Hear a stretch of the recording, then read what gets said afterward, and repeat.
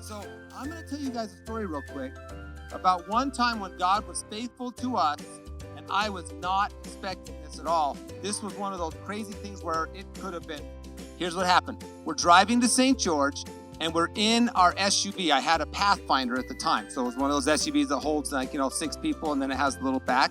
So we were going, and now that's 300 miles. Now here's the thing, is it had been really cold and it had been stormy, but it hadn't snowed, okay? So we're driving all the way to St. George. And who's ever been clear to St. George? Anybody here ever been clear to St. George? Okay, the kids at home probably? Yeah. Okay, so lots of you have, okay? You know it's about 4 hours, right? 4 to 4.5 hours to get down there.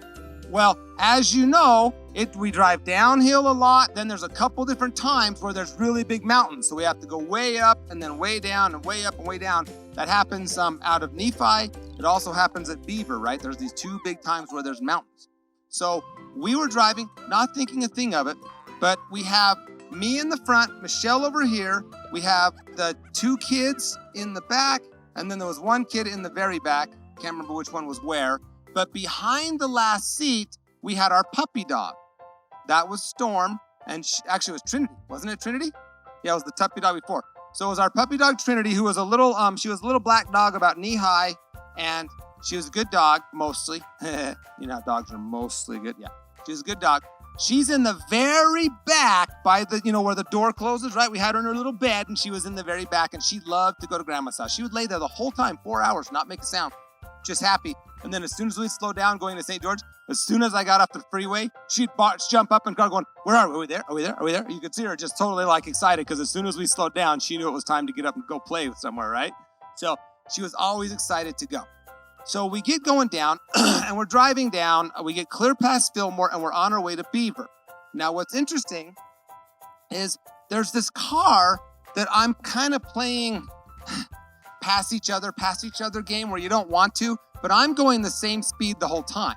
But then there's this other car that came up behind me, passed me, and then a few minutes later, they're going really slow, and so I have to pass them, and I'm just going the same speed, but this car's just, I don't know what they're doing. They're going way fast and way slow, then way fast and way slow. So nothing. It was totally dry up our side of the hill. We get to the top. As we're coming over the hill, it's snowing. Not raining, snowing. Totally fine 10 feet before, and then it's snowing when we come down the hill.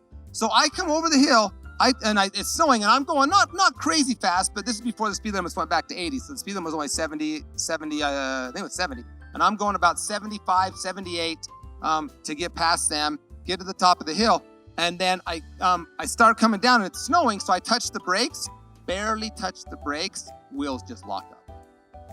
It's that first snow. If you guys don't know this, but your parents, the ones at home watching this with their kids, they'll be like, oh yeah, that first snow is the worst one, because that first snow comes down, and it just literally is in the middle of freezing the ground, and it just completely slickens everything. So we're looking down the hill, and I push my brakes, and nothing. They just slide. I'm just sliding down this. Now this hill goes on for a long, long ways. So I look up, and down at the bottom of the hill, there's a massive car crash, because everybody else is in the same problem, right? So there's cars crashed, there's cars pulled off the side of the road on this side, and there's just a line of cars. There's about, a good 15, 20 cars in the road, cars on the side of the road, and this other side of the road, next time you drive to St. George, watch this when you get down toward Beaver, on the other side of the road, it's a big drop-off.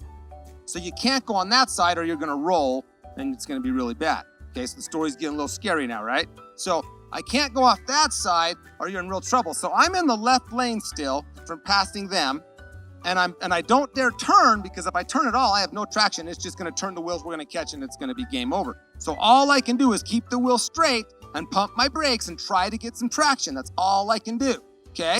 And I'm slamming on the brakes, but I'm pumping them, I'm pumping them. And I'm a pretty good driver. I've been around a long time. And so I managed to get a little bit of traction, and they weren't at the very bottom. They were out just a little bit. So I come down, and thank the Lord, it starts to slow down. And I think Michelle's praying at this point, right?